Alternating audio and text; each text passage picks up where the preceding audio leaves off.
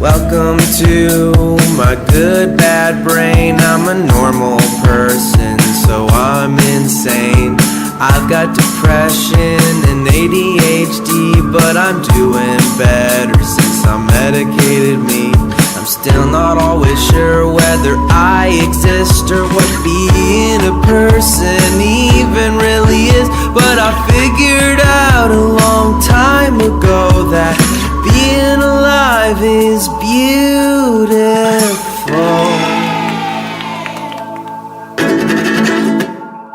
Hi. Brain breather. 3, I think. I think we're on 3. I love these things, man. Like, they really live up to their name. This moment that forces me to do nothing but think. Let my brain breathe. And I think maybe the best part is remove the belt grinder that is my phone and the internet and the constant inundation of horrors from my attention for at least the length of time it takes to do this. I was thinking about practical advice for this week because this is the first week that I've decided I'm going to start releasing brain breathers every other week. So I'm going to keep up with the practical advice in these bad boys. And I was thinking that the practical advice this week might be as simple and stupid as that. Put your fucking phone down, which, you know, thank you, because you're probably listening to this on your phone. But I guess what I'd say is try to play it on a Bluetooth speaker maybe and walk away from it, or drive the car and don't check the fucking Instagram while you're at the light, or don't be scrolling through Reddit or Twitter or Facebook or fucking anything else while you're listening. Just put it away. Do something else. Stretch, maybe. I think another aspect of practical advice would be burn some incense. Man, I've been getting so weird lately. I'm like increasingly turning into a real life like Lebowski or something. Like all of a sudden this year I was like, I love incense. I already had a thing for Palo Santo. Obviously lavender is first on my list. They're like one of the first things on my list, the don't kill yourself list. So obviously smells are important to me. But I'm like more and more appreciating them, I think, as true tools of like sensory assistance to remove oneself from a bad place. Like the way smell, you can smell something and you're transported back to a very specific summer, you know, in rural Wisconsin when you were 12 or something like that, because of like the way water smells in a certain place, lake fresh water, you know, a little algae in it by the docks. Like I think there's this ability for something that smells good, same with something that tastes good, but something that tastes good can be its own sort of dragon you chase, as I've experienced this week, where I've just like gone off the fucking rails, like totally lost my self-care. It's ironic because I intended this week to start some new discipline practices. I did actually wake up earlier than usual. I'm trying to just change some things up in my life for, you know, personal betterment and outer betterment of the whole system. But like, I don't know, I all self-care just went away. Like, I ate like shit, I didn't move at all, and what do you know, fast forward sometime on Saturday, it started to settle in, and I just have had a horrible depressive episode, like really fucking bad, like I haven't had in a while. Like I've been medicated, I've been taking care of myself, and it was tough, man. It was like a short one, you know, 24 hours maybe. I think only because I used some of my tools, which I'll get into, but it was really strange to have it happen again and just be experiencing this horrible void, this immobilizing terror. But it's not a terror that feels like true fear. It's like the idea of terror itself. It feels like this abyss, this like the self-hate thing is how, I don't know, how I feel it manifests. I can't move. I don't want to do anything. I feel like I just want to get inside a garbage bag and hopefully be thrown into a trash compactor, and no one will realize I'm in there, and I can just feel myself get crushed into nothing. I don't know. I just like this weird urge to just cry, to just like weep, and to be experiencing that my body is feeling this way. My body is experiencing this heavy grief at nothing, at my own, at like the sense of atrocity at my own existence or something. And to be thinking to myself, like, these aren't my thoughts. These are not my feelings. And to really mean that and know that, but to be feeling it anyway, to be experiencing this parallel reality of my embodiment and then my intellectual self going, you've been here before. This has happened before. This is just your brain. All the things, all the good, bad brain stuff, all the tools, and that sort of not mattering. I think the proof is in the pudding that it does matter, because kind of pulled myself out of it. But like, I couldn't do it alone. That would be the other part of practical advice. Call a fucking friend. Phone a friend. I phoned a couple friends, and they're literal lifesavers. I know that's not always an option for everybody. I think the internet has been a nice help for that. Some, community that we've built, even community that we've built a little bit, this little one springing up around my good, bad brain, I think seems real. And there's people there. It's hard to find a good substitute though for like just a real friend who gets it, who has their own things, who's not doing anything right now, and can hang out with you for a little bit.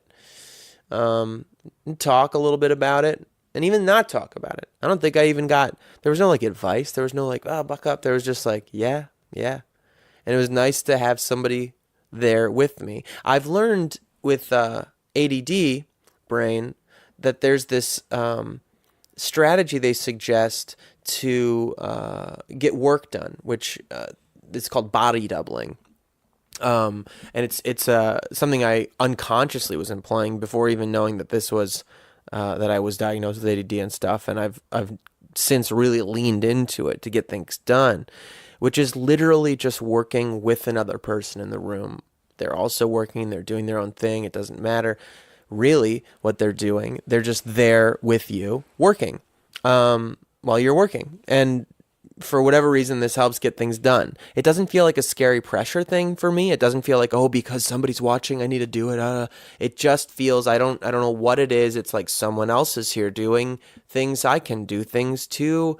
Maybe it's part of it. There's just something about it. Maybe the creation of structure, creation of a space and a time and intention. Hey, you want to get together and work? That's what we're going to do. Then we do it. The creation of structure, and then I just follow through. And it's easier to follow through because someone's there. Maybe that's why. I'm not sure exactly the mechanism. I just know that it works, that it functions quite well. And I feel like there's something similar to this empathy tool, this calling a friend thing, this, body doubling through a depressive episode. And it was fucking brutal. And getting back to the thing I was saying about sensory stuff and the food thing, I was looking back over this week. I've decided to start again with my whole discipline attempts and trying some new self-care stuff, some more rigid ones, and trying to treat a little bit more of like my physical wellness as like part of my job.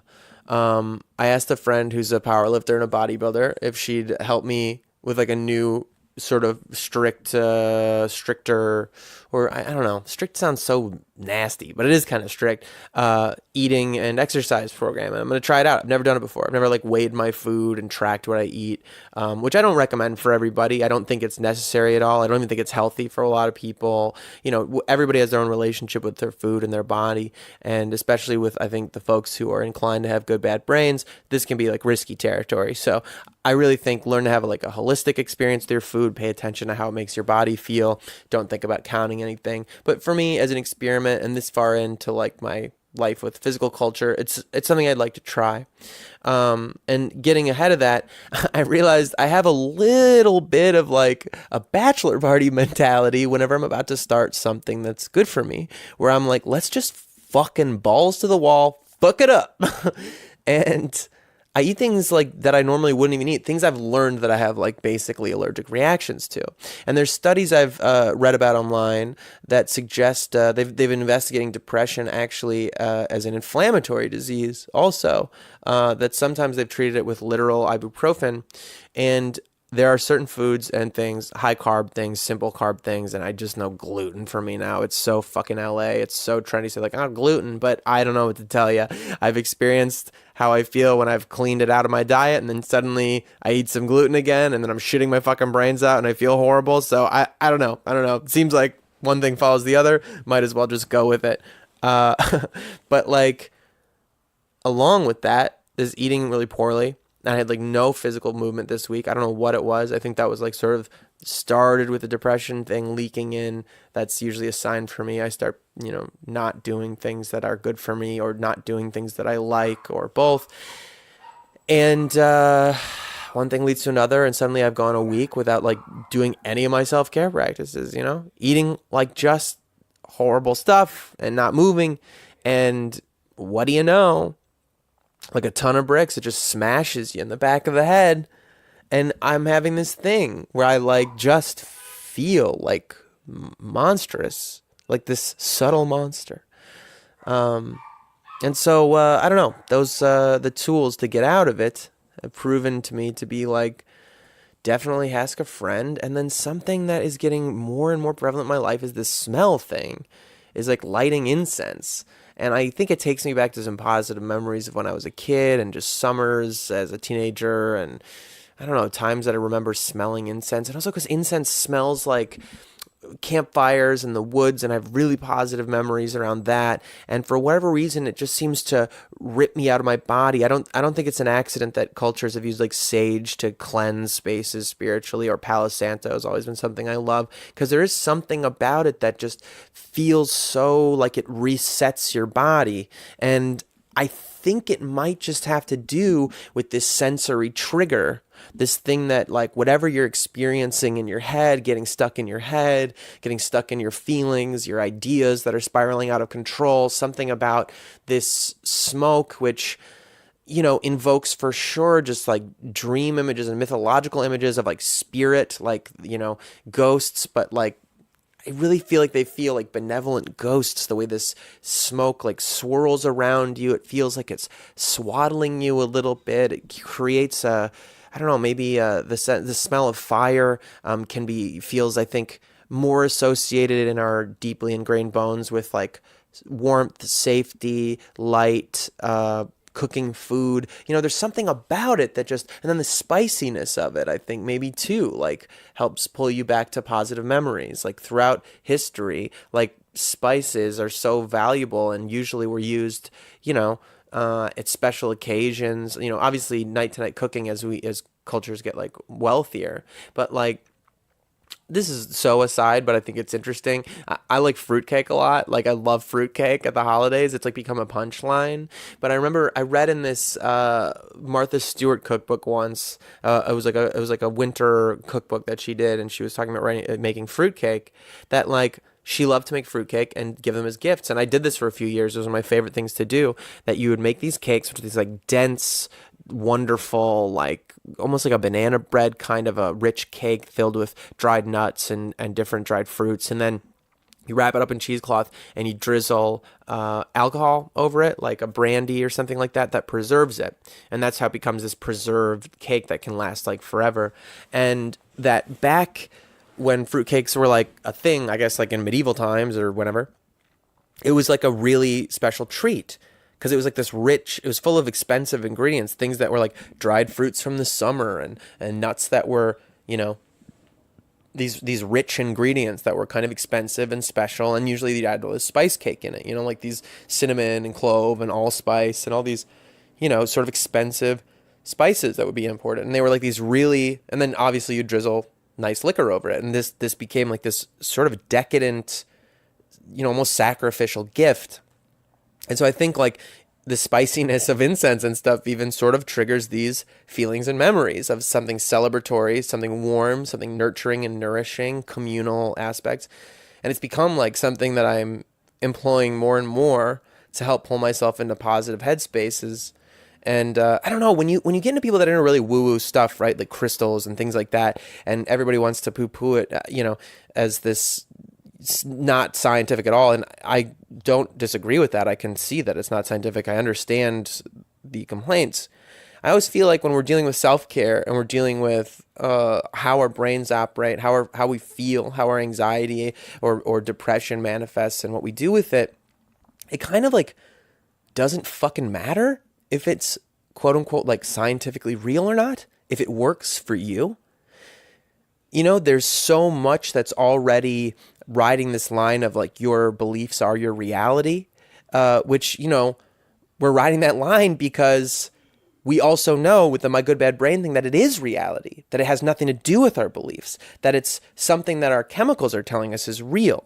And so it takes us getting into this headspace of writing a new story to believe something new about ourselves. Obviously, a little bit of chemical help is great if it's appropriate for you. When I think my medication has helped me level out a bit more. But knowing that this happens anyway, knowing also that there might, just because I'm a psycho, like there might be a time when post-apocalypse, I won't have access to these tools, to these chemicals that help me so much anymore. Like I want to have some things that I can try that are just me, which is where exercise comes in, which is where like meditation and breathing exercise come in, and where I think some of these making things that smell good, going places that feel good, and then trying to learn how to limit the things that make me feel bad.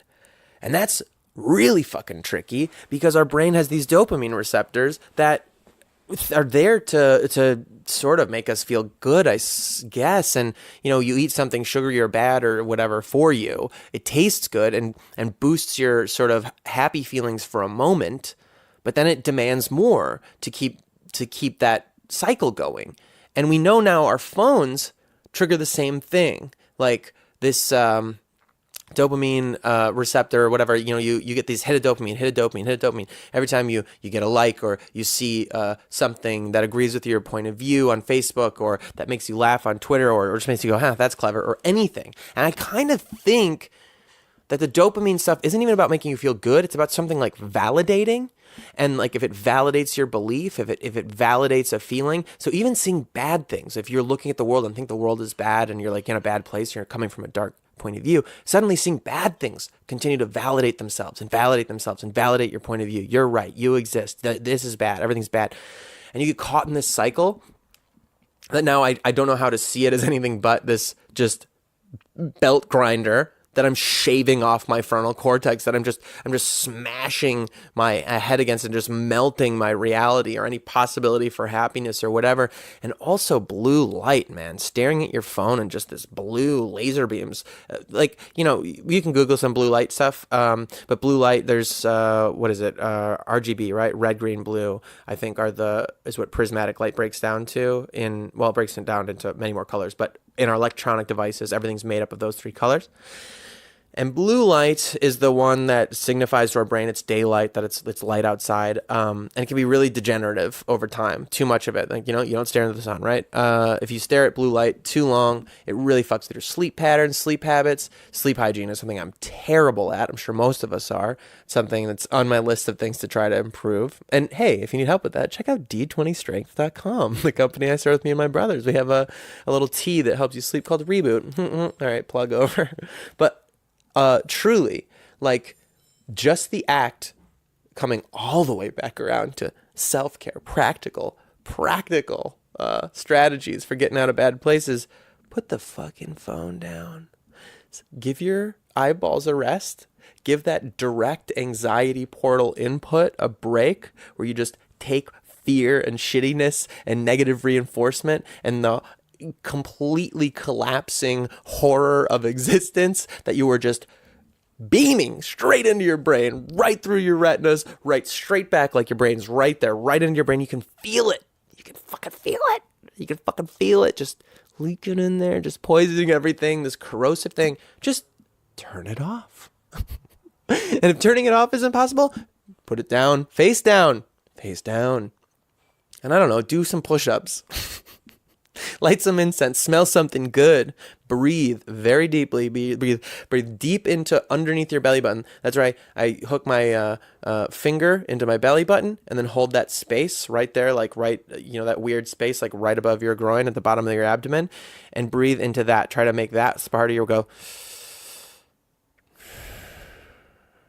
You know what I'm saying? Try to breathe to make that part inflate really deep, deep, deep. And they call it your dantian in Chinese medicine, I guess. So as I learned, at least when I was learning qigong a long time ago, doing kung fu.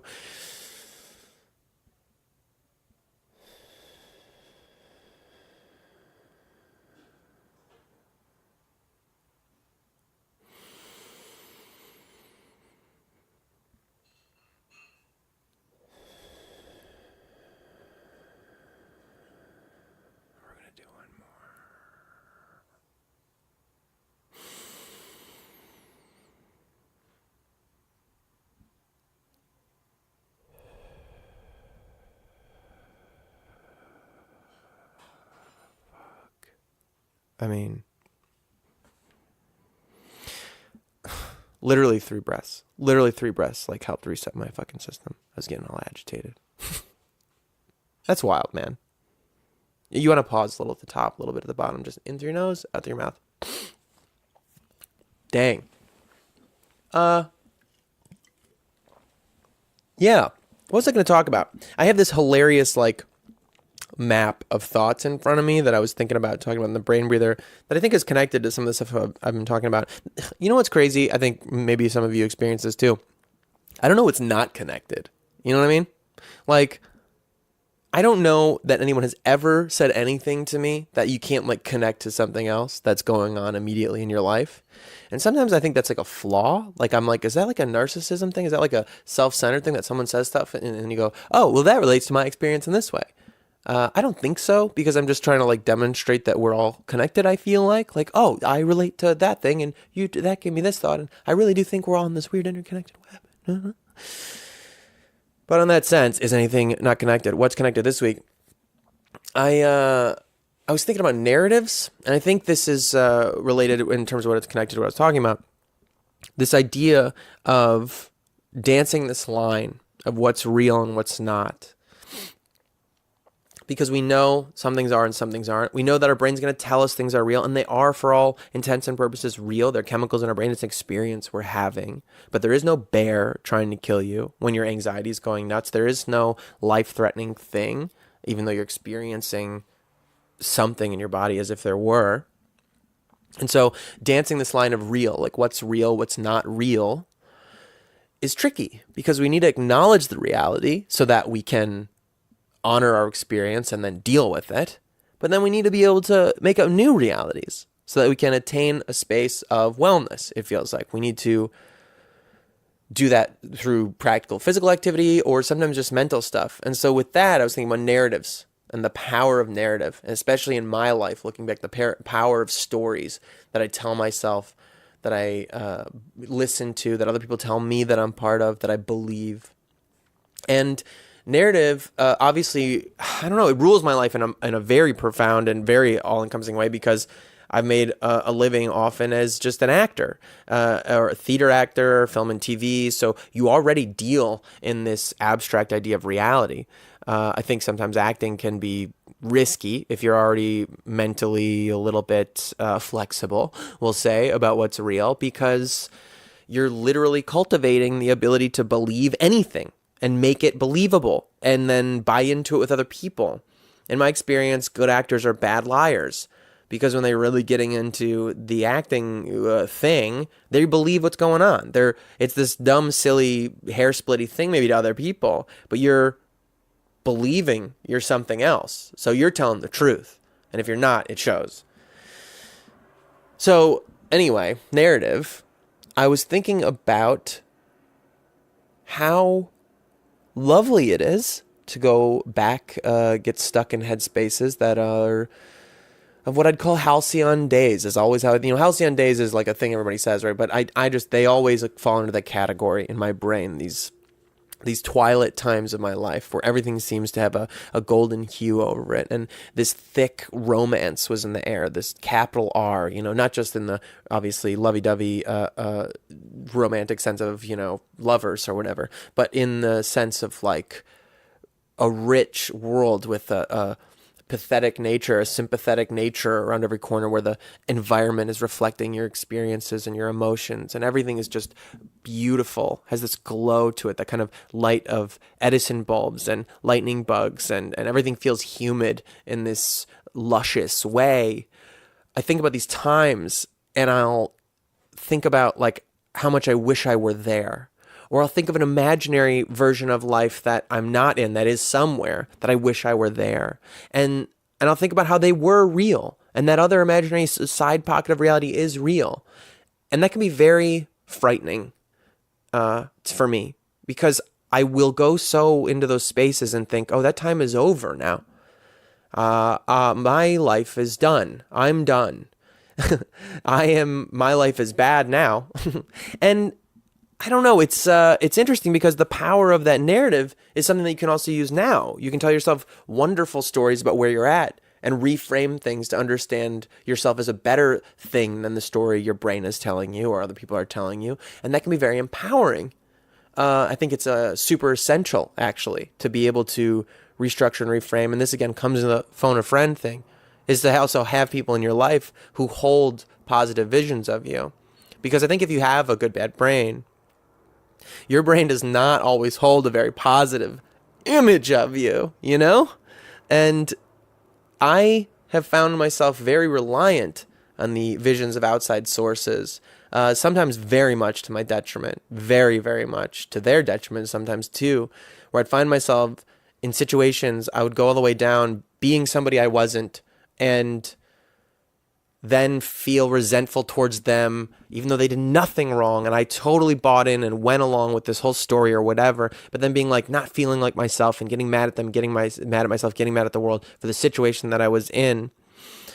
And that became the practice of, knowing who I was, holding a vision for myself. But when your good bad brain acts the fuck up and starts telling you you're bad, you're this anathema to existence thing, we need new narratives. I think it's good to maybe structure a personal narrative. I did some, fairly corny exercises for myself at one time around the idea of a personal litany of strength, that I would describe things that I'd done to myself, done with myself, not to myself, but that I had done. I would describe things that I had done to myself, accomplishments, evidence of strength in my life, of wellness, of being a good thing. And I would feel like the way in old epics like Argonautica or the Odyssey, the Iliad, that they would announce heroes and they'd announce their accomplishments, and they, the mother of dragons, breaker of chains kind of thing. And I would kind of have this for myself. It's not always reliable, but it's a fun thing to do if you can get over the corniness of it. And in the absence of that sometimes, or in the times when I really can't find that in my brain, damn, it's super important to have people around you that can remind you of the good things they see in you. Or hopefully that, as a guy growing up in America, we kind of learn to show our love through meanness. And I think that extends beyond just males. It's definitely real among males, but it extends to a lot of culture of like tough love. And I think tough love can be a thing, but I think it usually gets the wrong name. This idea of like some kind of cruelty, some kind of criticism, some kind of reminder or meanness or taking the piss or something like that, that stands in for true kindness, true empathy, true amplification. And cultivating that, usually just starting it by being it in the lives of your friends, unabashedly expressing love, admiration, a sense of beauty you get from somebody, an appreciation for them just for who they are. Sometimes it's as simple. I think it's not like if you just take a picture of somebody when they don't know, that's like a nice picture, and you can give it to them later and just like say, you look really beautiful here, and you don't have to use those words if that's too like, weird, like feels too intimate or something like that, and they'll get the wrong idea. Just sending them, hey, you look really, I thought this was nice, or a moment I've captured. the times people have done that for me, like, stand out as just such an honor. Like, it makes me feel so like I exist in the times when you're not sure you exist. Somebody else saying like, you exist. I saw you, and you're a good thing here. And I just thought you should know here. I think that's a really nice thing to do for people, just a recognition. And so having those people in your life, and if you don't have them in your life, I think this has become a strategy of mine. Is like, if you don't have anybody to show up for you, and it's not good to wait for that because it's not going to happen. You have to communicate. You have to ask. You have to say, hey, I need some help right now. And if you don't have that option, I think almost better is showing up for other people, doing something nice for someone else, recognizing them. I can almost guarantee if you're stuck in a bad place and you just start doing nice things or saying nice things to other people and going dumping love out in the universe, damn, it just comes back. It just comes right back. It makes you feel good because love is not a thing that comes from inside of individuals. I truly believe this. Love is not a thing that comes from inside you or from others. It's something that comes from the universe and we allow to pass through us.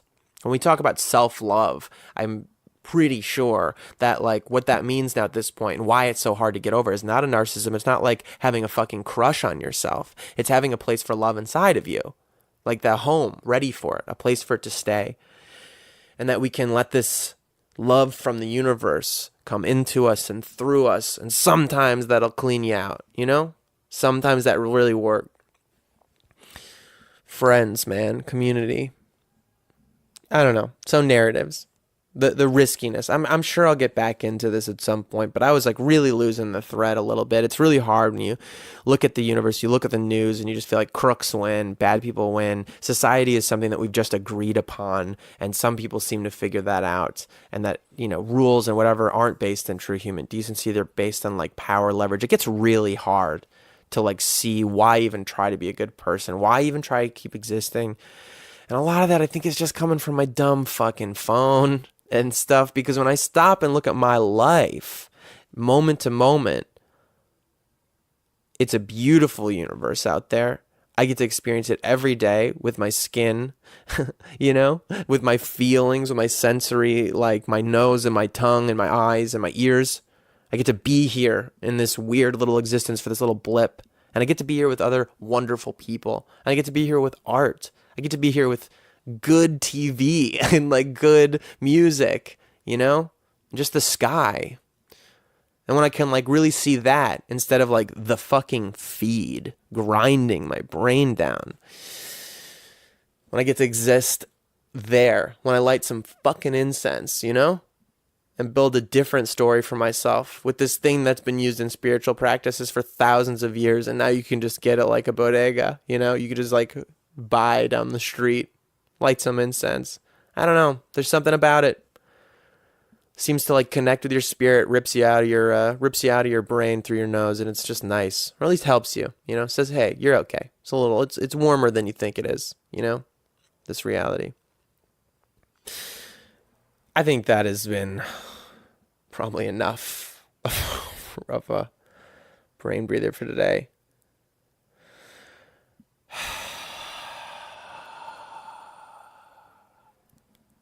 Yeah.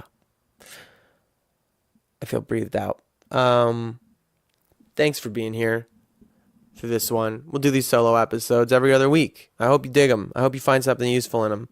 And hey, if you have the means and the interest, please check out patreon.com/mygoodbadbrain. Contribute there. Some dough if you can. Every little bit helps.